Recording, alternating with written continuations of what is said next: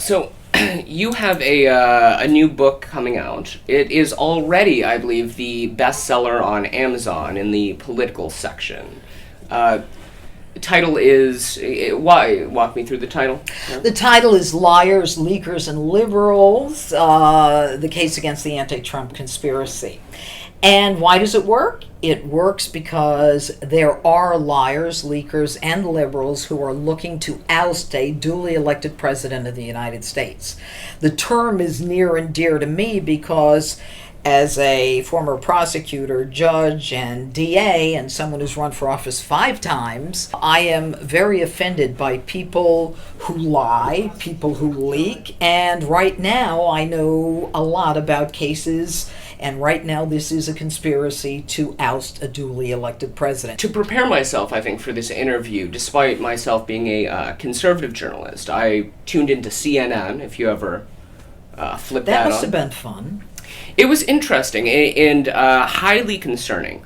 So what is being claimed right now is that Trump went to Russia, right? Our president, before he was elected, he was in Russia. Putin paid some prostitutes to pee on him, videotaped it, and is now saying that, forced Trump to run, obviously.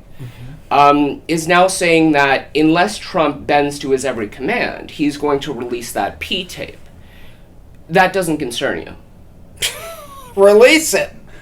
Release it. You've got it. Release it. That's the problem. Therein lies the rub. It's all hat and no cattle. It's all claim and no evidence. You know, I'm a prosecutor. I have spent my life putting my facts behind my allegations. And I am waiting for that. And it's not going to happen.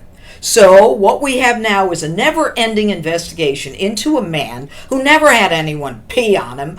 You know, the Martians could have been there too. We don't know. That may be possible. Maybe they peed on the hookers who then peed allegedly on Donald Trump. I mean, stop it. Everybody stop it. Get a grip. So why are they saying this? Why put that out there if it's completely false, as you're saying? You know, that's such a great question. And the answer is because it gives them the hook to continue to investigate the president, the claim that the president is beholden to the Russians who are our enemies, and at the same time, these are the same people who made nice with Putin. These are the same people where, you know, the president, Obama, on that hot mic moment says, you know, tell Vlad I'll have more freedom after the election. That, you know, the reset button, let's sell them our uranium. You know, these are the good guys. They knew all of this, and so they needed to frame him. Need I take you through the text messages? They needed an insurance policy. They were going to stop him. How are they going to stop him? The guy hasn't chopped anybody's head off. He hasn't committed any crimes. Well, let's make up something that's so bizarre that people might believe it because they have no way of confirming it or denying it. And how do you prove a negative? How do you prove that you're not in the mob? Are you in the mob? I heard you were in the mob. You say you're not. Is that enough?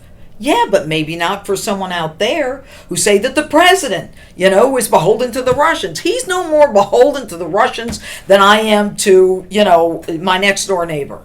So it's this entire prostitutes peeing on Trump, a narrative pushed by Obama holdovers or deep state, if you'll use that term. Or Hillary Clinton, the DNC, Christopher Steele, Bruce Orr from the Department of Justice, and his wife working for Fusion GPS.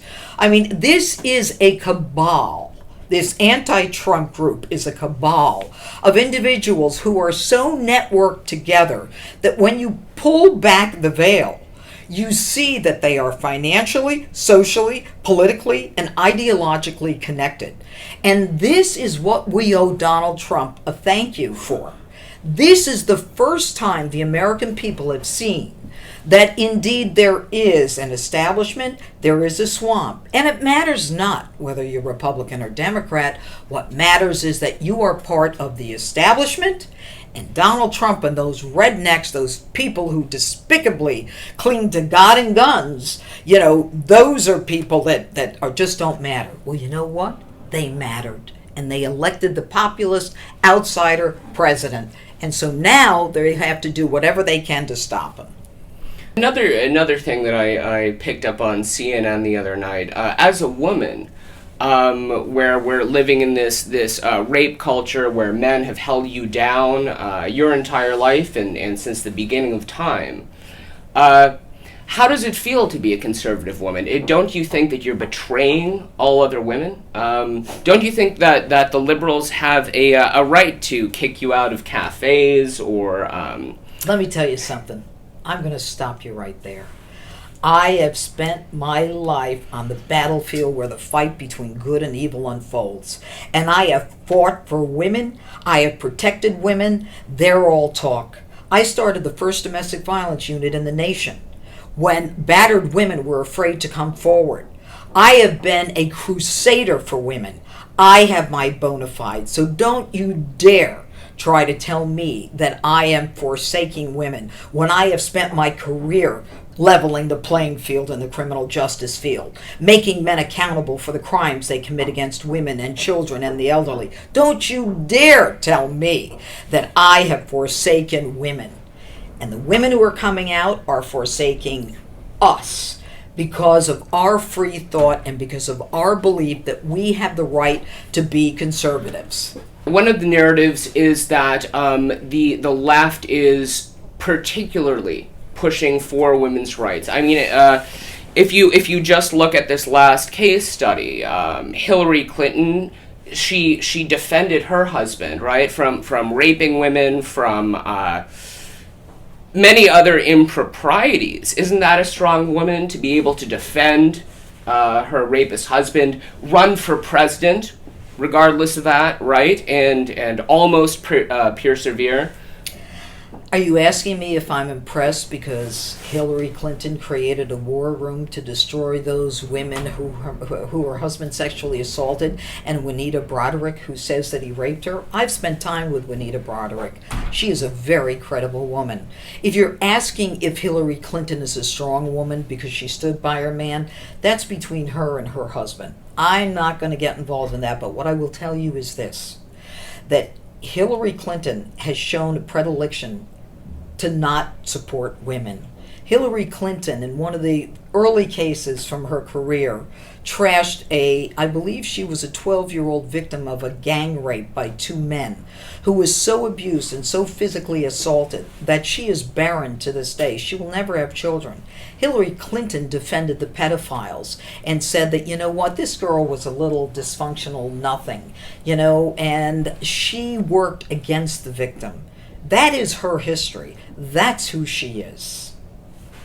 Do you believe that right now the FBI is being used as a tool by the left to demean and potentially push out this president? I don't think there's any question about it. The Inspector General came out with a report, and he basically said, yeah, there was bias, but we don't know if the bias really impacted the end result. Well, let me suggest a couple things to you. All the emails that are and documents that we're finding out about are being leaked to us. They're not being disclosed by the federal judges, by the Department of Justice. I don't mean the federal judges, by the Department of Justice or the FBI. Listen, you can't hide that from them anymore. The FBI has actually lied and said we don't have any emails of any discussions between Loretta Lynch and the FBI with that Bill Clinton meeting on the tarmac. We have nothing. Lo and behold, of course they do. We never communicated. Of course you communicated what you were going to say. It's time that the people, they say sunlight is the best disinfectant. And it is. And thank God we live in America. Thank God people can come out and talk about this and say, you know what, FBI, you're wrong. You know what, Department of Justice, you're wrong. Rod Rosenstein should not be running the Department of Justice. He is so conflicted. He's the one who told the president to get rid of Comey. And he's the one who prosecuted the case where the Russians tried to access our uranium and used whatever, monies they could to bribe people to get our uranium. This is a guy who is friendly with Mueller, Comey. They're part of a clique. Is that clique ever going to be disrupted, or is that so set in stone, so in place right now that the administration right now is relatively helpless to them? That's a great question. I don't know the answer to that. And I must tell you, I have been a believer for over 3 decades. I believe in law and order. I believe in truth and justice. That's the way I ran my office. I worked with Jim Comey. I worked with the FBI. I've worked with law enforcement my whole career. All right? I believe that in the end, truth and justice wins out. But I'm scared right now. And that's why I wrote the book. I want people to see this. This isn't about a news clip or, something quick on CNN. This is a case where people are using government the way we would use it would be used in a third world country, where it was saying, we're going to stop this guy, we're going to get an insurance policy, and on and on. They hated Donald Trump. Why? Because he wasn't one of them. And it doesn't matter which party you're in. It doesn't matter if you're Democrat or Republican. If you're establishment, you're part of the swamp. And so this outsider comes in and he wants to change things, and people are frightened. They are threatened. They are being financially threatened, the K Street, the lobbyists. And so they're going to fight back with everything they've got. So I think, whatever you want. That's good. This is fun. Thank you. Yeah, okay, good. There's a new group out, ANTIFA, right? Anti-fashion. They're rebelling against these 9-year-olds wearing women's clothing, people on the runway wearing drapes of fabric, and they're hitting the streets in protest, burning down the clothing stores, right? Stop. What are you talking about? The Antifa that I know, or Antifa, are the ones who are on the college campuses. And what are you talking about with the clothing stores? They're rebelling against clothing. That's why they wear all black. I'll tell you why they wear all black and masks. So they can't be arrested. So we don't know what they look like. So the police can't say this is a guy for whom there's a warrant out. They're cowards. That's why they're wearing black and masks, so you don't see them. A lot of these younger groups and younger individuals all of a sudden are embracing communism, socialism, right? I will say my family fled to America to escape socialism, so it's odd and unnerving to see these terrible ideas being promoted. What are your thoughts there? Why are so many younger people almost flocking to these very dangerous ideologies? Well, I think a lot of the young people who are flocking to those ideologies don't understand them. I think it sounds like a great thing, and as I said, on my show Justice, I think I ended one of my opens with Margaret Thatcher. Socialism is great until you run out of other people's money. Young people like the concept, I think. I can't presume to speak for them, because everything is free. Education is free, housing is free, food is free, everybody's equal. It's almost like the 60s, where everybody is at peace and, smoking a joint or whatever they were doing. It is a very dangerous ideology because it doesn't allow for people to create their own businesses. The state owns and operates everything. It is a very dangerous ideology. Look at Venezuela. I mean, people are actually taking garbage out of garbage bags and then cleaning up the garbage bags and trying to resell them. Women in Venezuela and some of these other places, I mean, they're giving birth on the side of the road because there's no money for them to go to hospitals, and hospitals can't take them anyway. People don't understand. When I meet someone from Eastern Europe, or I'll meet people on the street when I do something called street justice, that they'll speak with an accent and they'll tell me how frightened they are. Young people are just, I don't know what it is, but if they just peel back the first layer of that onion, they would get an idea of what it's going to be like. Not everything is free. People work hard in America. I mean, you look at anyone who started with nothing and ends up a multimillionaire, a billionaire. I mean, this is the country where it can happen for anyone. I don't think a class society or one where the government dictates every move we make is what young Americans want. You're saying it's ignorance on their part, right? Seems like a great a great resolution to whatever their frustrations may be. I mean, we're living in a generation where for the first time children will not get or financially beyond most of them what their parents made. And a lot of them are still at home. But you know what? If you look at the economy, and I talk about this in my book, I don't just talk about the case against the anti-Trump conspiracy, but we got more jobs than there are people to fill them. So who needs socialism? Get out there, get a job, go to the top, own the company. We've got a great economy, a stock market, things are surging. It is. Well, isn't that why we need to import as many Mexicans as possible? Because there are too many jobs here. That's a bunch of hogwash. You know what? You don't need to import anybody. All you need to do in this country is to make sure that people have the ability to do some of the jobs and can learn to do some of the jobs that are being filled by the immigrant community. And you know what? E-Verify is good.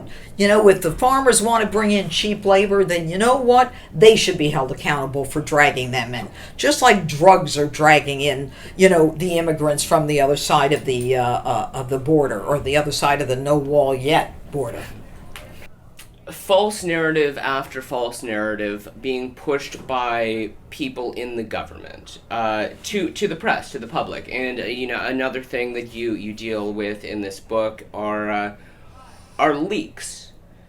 A lot of the leaks that we've seen are blatantly false, right? Are those first of all, I'll just ask, are those still leaks, or are they just weird lies being pushed out by Obama and deep state holdovers? That's a very good question. If it's false, is it still a leak? Damn straight it is if it's the FBI pushing it. All right, because everyone believes that what the FBI says is true and accurate. And I think that leaking, and Obama was the one who prosecuted more leakers and even tried to prosecute James Rosen from Fox. He prosecuted more of them than anyone, and his administration turned out to be the one that was leaking. And Jim Comey, I'm not a leaker, I'm not a weasel, and I had to get my friend, the Columbia professor, to get this stuff out into the public square. Who are you kidding, the public square? You were the head of the FBI, the top law enforcement agency in the nation. If you think the guy's a criminal, why didn't you start an investigation? Oh, I forgot. It's because he was okay until you got fired. Justifiably, I might add. I would almost argue in a metropolitan area like New York, it's easier today to get a job as a woman if you shave your head and say you're a man. And every Really? company, every company You think I wants should do to. that? Well, I mean, you have a great job, but maybe you have a daughter. I do have a daughter. So advice for her, right? Now, Does that trouble you that right now we are living in this culture of third wave feminism and intersectionality and identity politics, where you need to, if you don't fit in one of those categories, you at least need to pretend to. Is that how damaging to younger generations do you think that is? I think it's very damaging. I think that this country was founded on the concept that, you work hard and you get to the top. It didn't matter who you were, what your name was, what class, what society. And the last thing I want is for people to advance because of their hairstyle, their sex, or their color. Equal rights and equal justice. That's what we want. That's all we want, is a level playing field in the economy, in criminal justice, in every walk of life. People should progress based upon their ability. And if they can't, this country is the greatest country on earth. I'm sorry, everybody else, but it is. We have a safety net. If you can't make it, we're going to take care of you. We are the most charitable people in the world. That's a fact. We will take care of you. So nobody needs to shave their head or do what they want. And people who are part of that thinking and are doing the hiring, shame on them too. But you know what? In the end, this too shall pass. And hopefully, with this president, and I predict in midterms that will be favorable to him, we'll get back on a level playing field, hopefully. Thank you so much for sitting down with me. It was wonderful It was a pleasure. Thank You're you. even prettier in person. Oh, you're so kind. No makeup, guys.